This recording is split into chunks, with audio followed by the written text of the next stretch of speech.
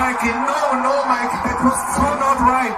Mikey, what was that? You need to reinstate the lap before. That's not right. Toto? Yes. It's called a motor race, okay? Sorry? We went car racing. What a season. Before you even get to process it, you see Max crossing the finish line and you're like, wait, no way, man. What just went on? They, for some reason, did a very weird mix and match of the rules. Ultimately, Lewis deserved to win that race. Yes, he was robbed of a race win, but Max absolutely deserved to win the championship. Verstappen has to buy Nicholas Latifi something. I mean, at least a car, a Rolex, something. I called it. I did call it last time. I said Ferrari would finish third. Yeah, ladies, if your guy is a Ferrari fan, that's it. Just marry him, because if he's still a Ferrari fan, then he's not going to leave. This is terrible advice. Terrible advice.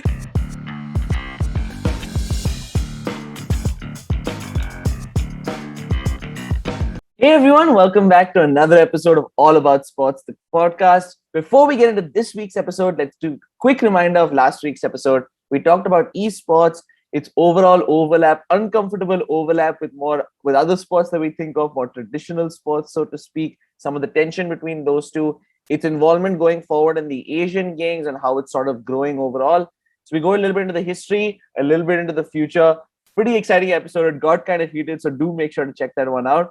But with that, let's get into this week's episode. For those of you who listen to our podcast, you know, whenever we have Foos on, who's on our podcast, he is our F1 correspondent, our F1 expert. So you know we're going to be discussing F1, a super, super exciting season.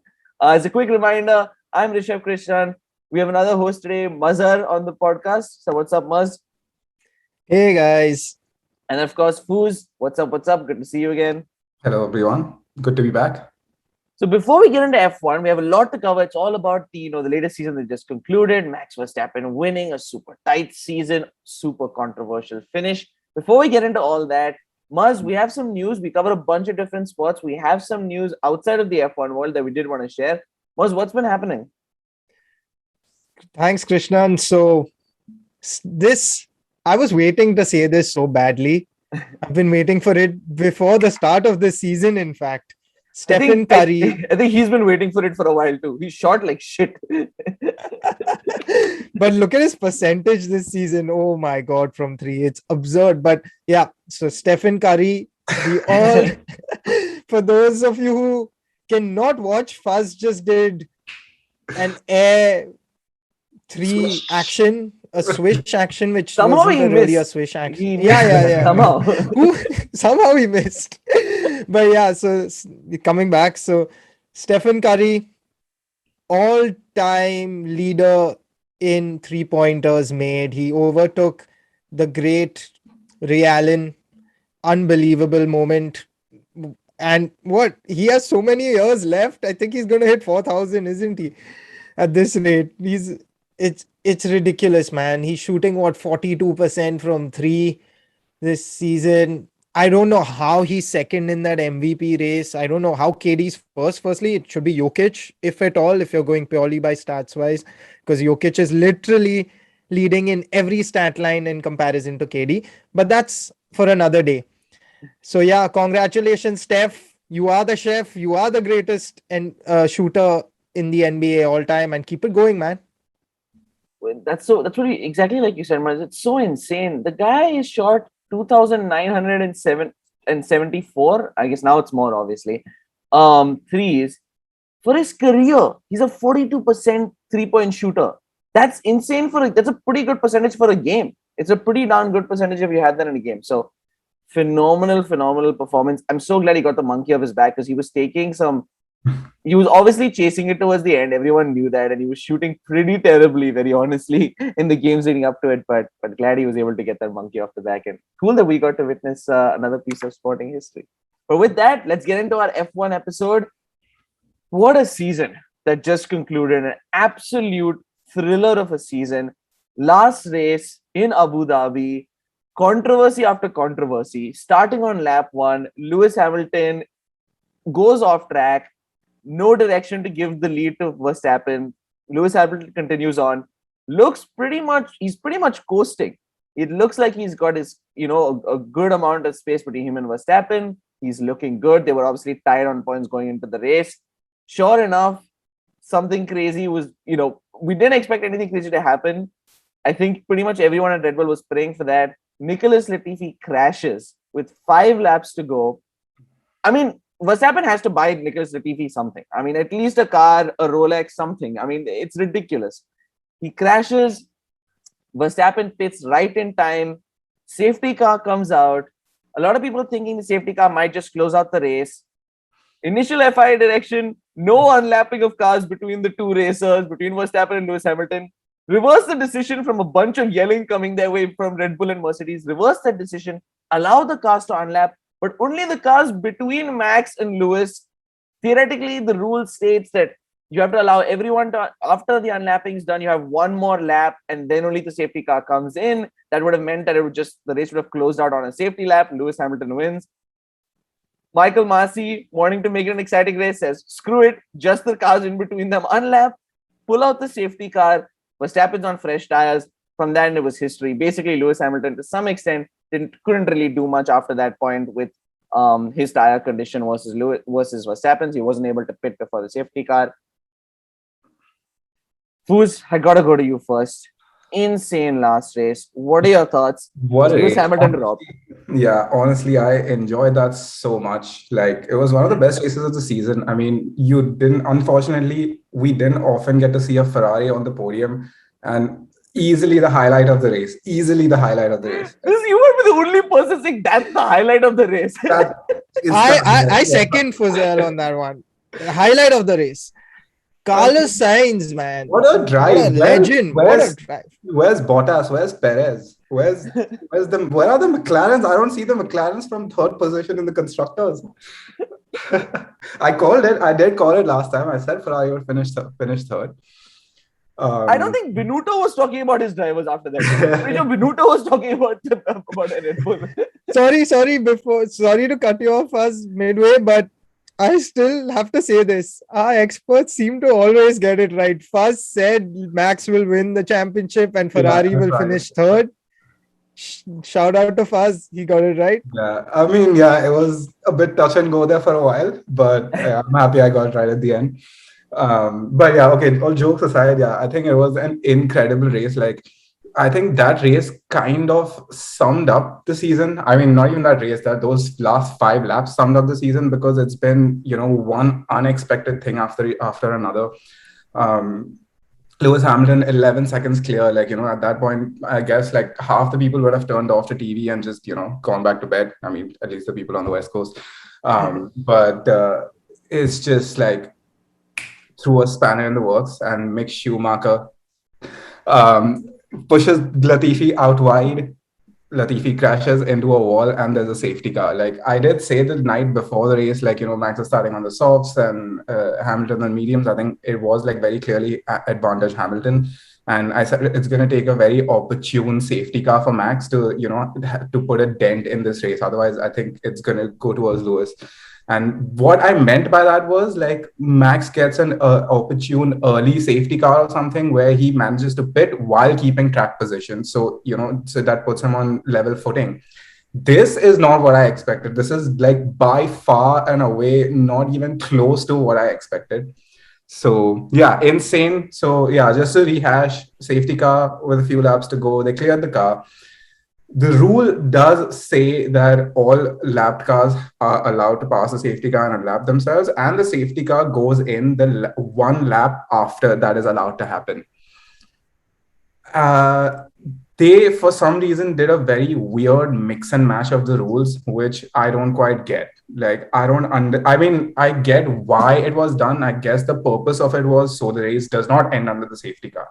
I think I think ultimately Lewis deserved to win that race. Yes, he was robbed of a race win, but Max absolutely deserved to win the championship. That is all I take away from that. Yes, Lewis on the day was the better driver. He was very, very clear of Verstappen. Verstappen did not have anything in his arsenal to, come back at him. No, not enough pace, not good enough pace. Lewis should have taken it on the day, but it is what it is. And I think out of all that, Checo is a freaking legend. Some of the best teamwork, the best defense I've seen in a very, very long time. Like, I think Red Bull played that part of their strategy to a T. Like, it was flawless. So even that, I think they are pretty, like, this is what I heard. These are conspiracy theories because we don't actually know. Um, I heard that they underfuel Checo's car at the start of the race, because so they have a max limit with fuel. They can only put 110 kilograms of fuel in. That's the maximum. But they can underfuel as much as they want, as long as they can finish the race and have one lap left over FIA rules and all that PS.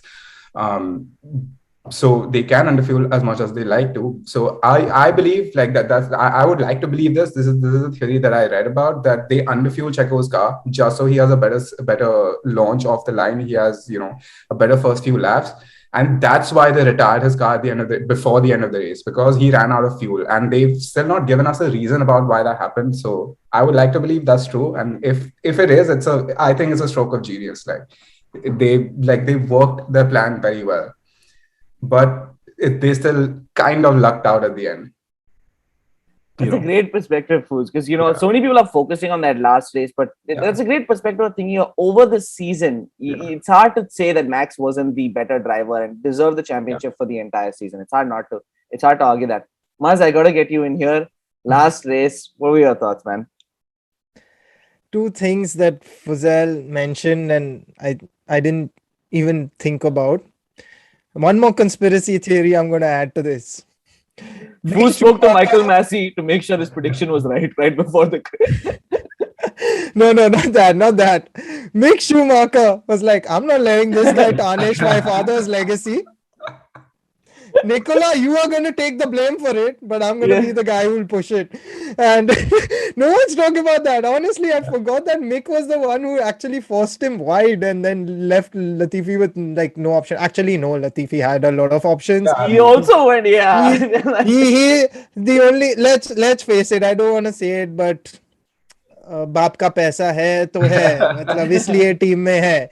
I'm not going to translate that one for our international friends. You can just ask me separately. But yeah. And the second point, I think that you mentioned bending of the rules. We understand why it happened. But again, rules are there not to be broken, right? In sport, at the end of the day, they're there for a reason. As much as we may not like it, it feels like they literally did this to have like the dream ending to Drive to Survive for the new season. It just felt like that. And that's my issue with it. And especially with all the commotion, like you, Krishnan, you pointed out, where the team radio's on, these guys are, Red Bull and Mercedes are hounding Michael Massey to know what's going on, what's going to happen. And he says clearly that they can't lap them. And then suddenly, in literally half a lap, we see Max side by side with Lewis, and they're like, oh yeah, now you can go. And then you can hear everyone saying, come on. And Horner just screaming everywhere. Just seemed like, wait, what? We didn't get time to process it. Next thing we see is Lewis showing some incredible defense for the first 7-8 seconds, and then bam, before we know it, this guy's clear. And then before you even get to process it, you see Max crossing the finish line, and you're like, wait, no way, man. What just went on? For the neutral, like Faz said, it was a gem, and it was a dream to end like this. And forget about Drive to Survive bringing back excitement to Formula One. Yeah. I don't remember the last time I enjoyed a race so much. There was so much to fight for. There was so much going on.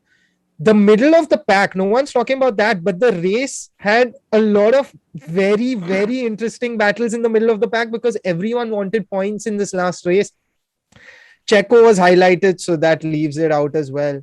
But amazing season, amazing race. I've literally not seen a more action-packed race in my life, and that's a lot of F1 being watched, mind you. So credit where it's due, man. Max, as much as people talk about his personality, fuzz, Mhm. and all of that. What a driver! He honestly, he would have only had himself to blame if he didn't win the championship because of his absurd aggressive driving at times, like in qualifying, the unnecessary additional push that he makes on a lot of occasions. But that comes with maturity, I guess. I'm sure we'll see a different Max in 2-3 years time. At least he's better than his dad was. His dad was a nightmare. So I think he's got the temper from his dad, though. I Yeah, think the temper is good. I think his dad still is kind of a dick. no, he is. But yeah, no, just like you said, like I've mentioned this before on this podcast as well. Like, I do not like Max Verstappen obviously has bags of talent. He's easily one of the best drivers on the grid, and this season objectively proves that. But I just did not like the level of arrogance and just the level of cockiness that he had. Like, you can't. That's why I was like, you can't be talking big if you haven't won anything, and you're not gonna win stuff if you're just like just all talk. So I think this season, like, my perspective of that really shifted. My perspective of Max Verstappen really shifted because I saw what a level-headed person he has become, at least in this season. Like, the conversation at the start of the season was like, oh, can Max handle the pressure? He's never challenged for a championship. He's challenged for race wins. Yes, he's won races before, but with fighting for a world title is a whole different ball game, right? It's so many like orders of magnitude higher in intensity. And I was amazed with how intense this season was, how close the season was, and he didn't seem to be phased by it. Like, the level of like mental capacity it takes to be focused on a task like that and not being not taking it in a like not getting emotionally charged and stuff like that takes an insane amount of like mental strength. And that's what I saw from both. I mean, we've seen that from Lewis in the past, because Lewis kind of, come on, he's used to it. He's been fighting for these things for the past 15 years almost, and so we expect that from him. And like, yes, he's a graceful loser and stuff like that, because like, okay, he's not insecure about, oh shit, how did I lose and stuff like that. But with like the attitude kind of Max had, I think there's like things to learn from that, like, without sounding very like cliched or something. Just the fact that they would have accepted the result. Anyone would have accepted the result, in the sense that, yes, I gave it my everything, but it didn't work out. I think that's a great attitude to have in general, right? Like, if you've given it your everything and it still doesn't work out, then what can you do? Like, it's just not meant to be, right? You can't get frustrated about that. Like, yes, it's fair, but it's fair to be like a little angry. But yes, like, look at it from the perspective, you couldn't have done anything more, than that's it. Like, you just got outdone, so that's fine. I that's what shifted my perspective of Max this year. That's why I was kind of rooting for him by the end, and also I didn't want Hamilton to win an eighth, but obviously, like, massive respect to both of them. So it was a good, like, a lot of learning this season. And like, obviously, like I said, for a neutral, this was probably the most exciting thing ever. A lot of my friends, thanks to Drive to Survive, got converted to watching F1, and like, for the first time, I have more than like one or two people to talk to about it, and it's great. I freaking love that feeling. Like, just like being able to share that passion with other people is amazing. So the race here, I live on the West Coast, and the final race was at 5 a.m. I still had two friends pull up and watch, the race from beginning to the end at 5 a.m. And it was just like, I couldn't have dreamt of that happening. And it was amazing. It was a lot of fun. I can completely admit to being someone I followed F1 and knew what was going on, but definitely watch it following way more because of Drive to Survive. So I can completely admit to that. And you make one of the things that, Max will always be, I think he's always going to have that edge of aggressiveness. But the one thing that we kind of love about Max also is that he wants to win it on the track. There's very little of him wanting to win it through off the track, like, hey, let's try and get the 5 seconds. Horner will always do that, and every team boss is going to try and do it. But Verstappen's always trying to win on the track. And obviously with that, he becomes sometimes excessively aggressive. That's a problem. The one thing I want to also quickly remind viewers of, Mercedes did challenge the result, which I think was kind of stupid. They did challenge the result twice, because I think if Hamilton did win it that way, it would just be such a huge stain on the way to win it, right? I still think Hamilton will get his eighth, in my opinion. He's going to get his eighth but possibly, maybe not. With we'll see in 2022 how things change. But I also love Mazhar and Fu saying from the perspective of the neutral fan wearing a Ferrari cap and a Ferrari jacket, how they both talked about from the neutral fan's perspective. But it's true. It is true. Yeah, basically neutral fans this season because This season, we were Essentially. neutral fans, of course. I mean, you have two of the most neutral drivers I've seen. They Yeah, literally it's were almost. it's like, I mean, imagine watching the Premier League from a United fans perspective where City and Liverpool are fighting it out. Like, you don't want either of them to win. You don't want Pep to win 3 in a row, and you don't want Liverpool to win their first in fucking 30 years. Like, what do you do? It's fine. Like, you just have to pick the worst of two evils, the less worst of two evils, I guess. Yeah, that's been Arsenal fans for 18 years now. So I yeah, hope I can that- empathize with that. Yeah, and hope that Benotto / Ole Gunnar Solskjaer can do something next year. And yeah, so it is what it is. Like, we just deal, we just go. We have to stay loyal, I guess. I guess that's good quality, right? Completely fair. Yeah, ladies, if your guy is a Ferrari fan, that's it, just marry him, because if he's still a Ferrari fan, then he's not gonna leave. This is terrible advice. Terrible advice. that way, no Arsenal supporter should ever be single. Period. So, Vaz, with that, let's get into this. Let's get into the overall. We talked a lot already about the overall season, Yeah. but we for so many years, the F1 community and us as well, in our conversations previously, have whined about not having any closeness at the top. Right? We've talked about how there's obviously a lot of in the mid-table. There's a lot of competitiveness, but just at the top hasn't been too much. This year obviously made up for that massively. Personally, I was pretty surprised. I thought it might come more in 2022 with the rule changes, but incredible year. Maz, I'll go to you on this one. Biggest surprise of the year. What was special about this F1 season for you? Not really sure. Like, I wanted to say Lando, but I wouldn't say I don't call that a surprise. I genuinely have always rated Lando supremely highly. Yes, I know the English media hype was there, so he's done an incredible job to deal with that. And because generally we've seen how people across sports, the English across sports struggle because of just the media hounding them. He's honestly done incredibly well. He made Ricardo look like shit, man. Let's face that. And Ricardo's not a bad driver, but yeah, fine. It took Ricardo some time as well to get settled, but still, man, he left everyone else for dead. So that's why I wouldn't call him a surprise. What I will say is I was surprised by how competitive the field was in general. Like, it's not often where you see this massive fight going on and you're uncertain about where people will finish in terms of the constructors. You generally always have a fair idea. Yes, in the past we saw Force India, now obviously scrap, but we saw them also like sort of changing that entire fold of how the constructors is looked at in the middle of the pack, breaking into that. Suddenly you were seeing Perez finish in the points and seeing different racers always make it there and suddenly making podiums as well. But this time I felt like McLaren and Ferrari's fight as well in the middle of the pack made it really interesting. What I was surprised by was how Leclerc performed. I think he could have definitely have done better. Yes, people talk about the car and all of that, but I thought Sainz was very consistent in the way he performed and the way he was driving. I thought Leclerc is definitely a much better driver than he showed. Too many DNFs for my liking. So I think that was surprising. So it was so it was in a negative sort of aspect that I was surprised more than a positive. I think a biggest surprise was obviously throughout the season for me was how Max held his nerve more often than not. I think so from a positive standpoint, I would say that. But yeah, for me, the biggest surprise was Leclerc not performing. Mhm.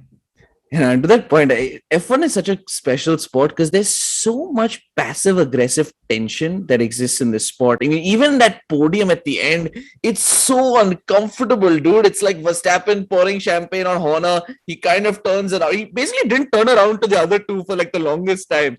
There's so much tension that exists, and it is nice to see when Verstappen, who's obviously known as a hothead, in the car at least, has always maintained his composure. Fools, what about you, man? What biggest surprises, big takeaways from this season? Biggest surprises, yeah, I think Mazhar hit the nail on the head where Leclerc, like, I'm gonna say it in a positive manner where Carlos outperformed Leclerc. Like, I don't think Leclerc had a terrible season or anything. I think he just performed as you would have expected. He finished fifth or sixth in the championship. Science fifth, Leclerc seventh. Seventh, yeah. So Leclerc was seventh in the championship. Yeah, okay, that's a little bit disappointing, but Ferrari didn't have the strongest car at the start of the season. They did out-develop McLaren halfway through the season, and with the upgrades and stuff, they pulled off a few decent results. And you could argue Leclerc was a bit unlucky with his Monaco incident where he couldn't start the race on pole. I'm still a little pissed about the fact that Hamilton's penalty at Silverstone wasn't enough to still have Leclerc in the lead. I think Leclerc's position is more a product of not having the best car, because we've seen, like, honestly, like 2 years ago, we've seen him having the best car on the grid, or like a competitive car on the grid, and him outperforming literally everyone, him outperforming Mercedes. Monza 2019, go watch that if you haven't. One of my favorite races of all time, easily. But yeah, I want to spin it in positive manner because I would not have expected Sainz to outperform Leclerc, but Sainz did. Sainz outperformed his old team and his new teammate. I think that's the best sort of metric for any driver. Like, that would have been a goal. Like, I think beating his teammate would have been a goal, or even matching his teammate. Beating McLaren would have been like, an additional goal, and he's like crossed off both of them. So I think Sainz had an incredible season. I think that was a pleasant surprise for me. I think I was also impressed with how well Alpine did this year. They won a race. That's more than I can say about Ferrari as well. They went and won a race at Hungary with Ocon grabbing his first win. That was amazing as well. Fernando ended up getting a podium, but so El Plan worked eventually. So it was nice seeing Alpine. I would say the surprises on the negative side was I was surprised by how little Ricciardo was able to do in the new McLaren. Like, I think the McLaren wasn't a bad car. Obviously, they were fighting for third in the constructors, which is the best of the rest. I think Ricciardo, other than his one Monza performance where they finished 1-2, again, incredible race.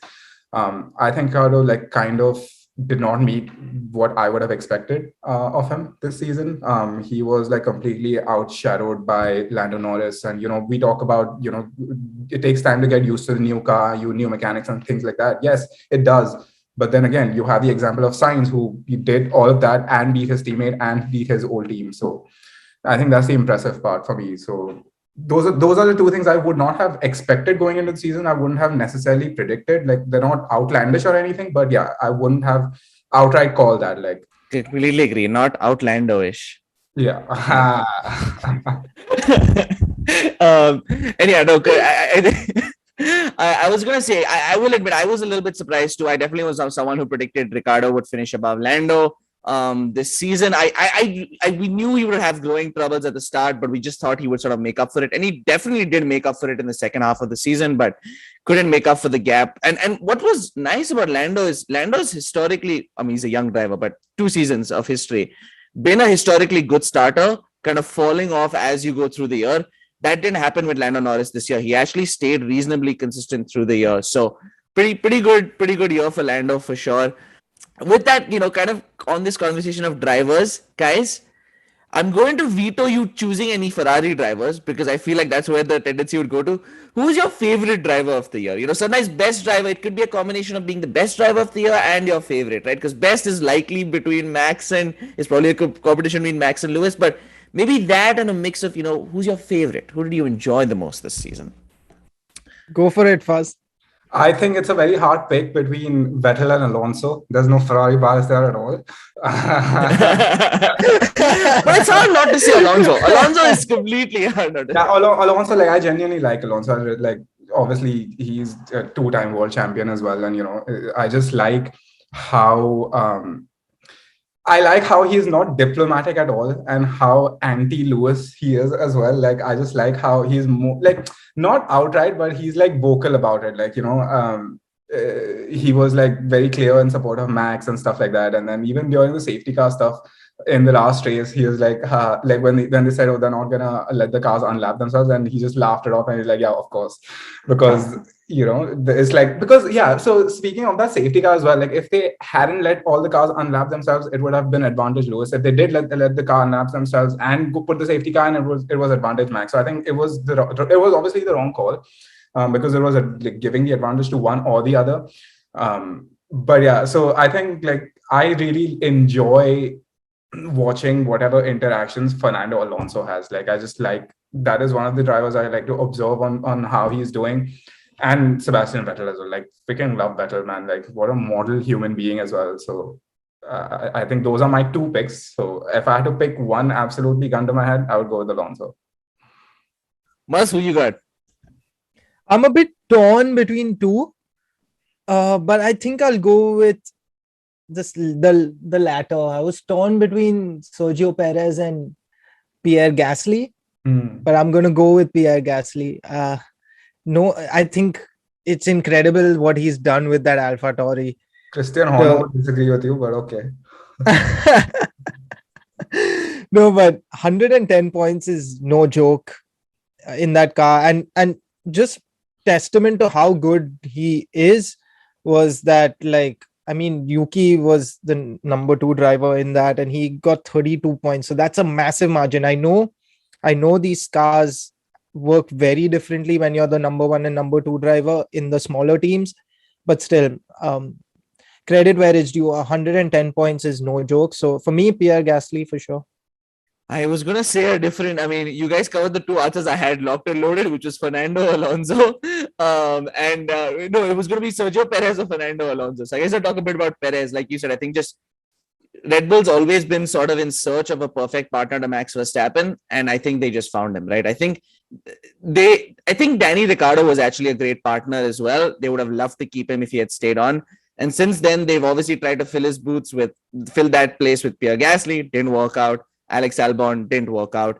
Sergio Perez is perfect. He will get you a whole lot of points. He'll make sure you're competitive in the Constructors' Championship, but he will at no point outshine Verstappen unless Verstappen crashes out, and then he can shine through. So, absolutely perfect teammate.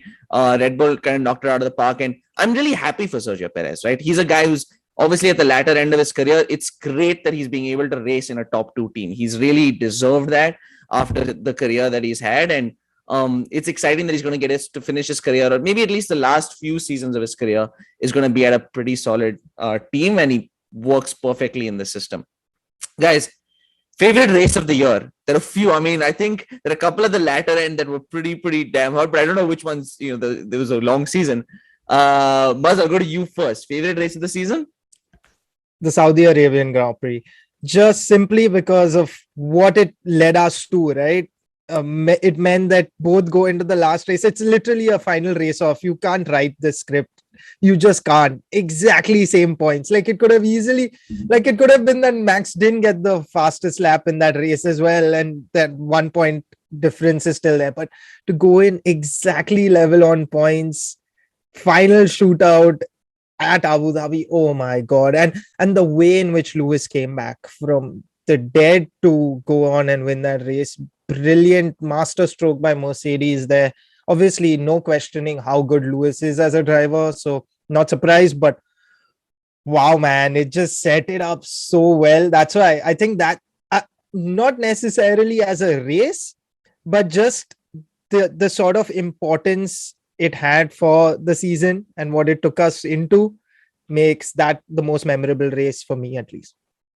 That was going to be my answer as well. Absolutely epic race. Obviously, it's a little bit of controversy with the 5-second penalty and then having to give him the position back both to Max Verstappen. But I think in the end, either way, Lewis Hamilton had fresher tires. He would have taken Verstappen either way. He drove phenomenally that day. Fuz, what race do you have? Oh, it's actually a tough call. So I would normally pick Spa-Francorchamps, like the Belgian Grand Prix, as my favorite, but then they fucking butchered it with the laps under the safety car and half points because of the rain. I mean, it was raining, to be fair.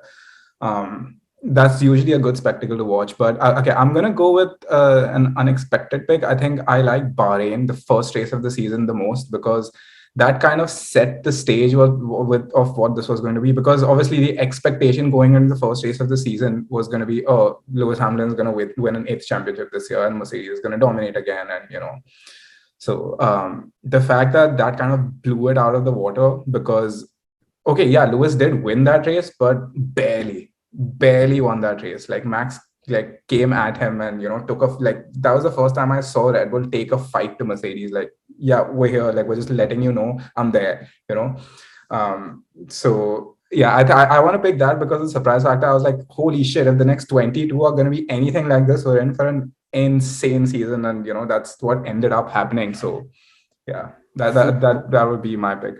Foos, I want to give you the award for perfect lead-in because my next question is about the F1 2022 season. So that's a perfect lead-in to it. Obviously, there were supposed to be changes this year. It got pushed to the next year because of COVID-19. Going to be some car changes. They're going to make updates to the car to improve downforce. There's going to be overwheel winglets, spending rules. The spending rules will be updated to ensure closer racing. It's going to be 18-inch wheels. Front wing and nose concept have been rethought. By the way, for those of you who don't know, F1's website's phenomenal. They give you such great articles. I'm literally scrolling through and hitting each of them because there's so much going on for next season. There's a whole lot going on. It's going to be a change. Everyone knew that, F1 2022 is going to be a big rule change season. A lot of teams basically preparing for that, knowing the grid is hopefully going to be closer. That's the entire goal that the FIA had with the rule changes. They want the grid to be closer. Guys, I want one crazy guess for next year. We haven't seen the cars. We obviously we have no idea how they're going to perform, absolutely. But just based on whatever, intuition, feeling, gut, one prediction for next season, something exciting, something fun. Williams, finishes in the top 5. I don't know, anything like that. Anything crazy. Don't go as far as Williams. Any other guess? Outlandish guess. If you want one from me, I'm going to say Haas will not be dead last. Haas will not be a minute off the pace. I think Haas will finish 8th or 9th in the constructors. That is my, it sounds outlandish, but, I think based on the rules, if I remember correctly, I think they get most development time. I think they get most time with the wind tunnels and stuff. So they will actually benefit from it. I believe they basically spent no money developing this year's car. Like they just completely, literally gave up. So they've spent time developing next year's car. I think Ferrari has also spent a lot of time. All of them have, because I remember Toto Wolff saying at Monaco that, we've stopped development on this year's car completely, and then comes in with a fresh engine with 4 races to go. Yeah, so obviously it's probably going to be a big reshuffle. It's honestly impossible to predict because the grid is already so close. You can't really, if on top of that if there's going to be a reshuffle, if we don't know what's going to happen, it's impossible to predict. But I think Haas will not be dead last. At least they'll at least have a slightly competitive car, not one that's going out and to 90th and 20th every Q1 and finishing 90th and finishing a minute and a half or 3 laps behind the pack every race. Fair enough, Muzz. So the one good rule change is no tracing point will happen again. So that there's a strict policy on that. So I don't know how they'll keep that in check, but let's see. But a strong claim for next year. Great Britain 1-2. Fair enough. I'm going to actually up you and say, well, maybe not Great Britain 1-2-3, but I think Lando breaks into the top 3 next season. I think bold prediction, probably going to be wrong. If you go back in my episodes, pretty much 95% of my predictions have been wrong so far. So unlikely this one's going to come right. But something just short about. So if mine and Muzz works out, it'll be a 1-2-3. 1-2-3 from the UK, which will be might be a little bit annoying because of the bias that already exists in F1 towards UK drivers. But with that, thank you so much, Foos. Thank you so much, Muzz. Great season of F1. Great chatting with you all about the great season in F1.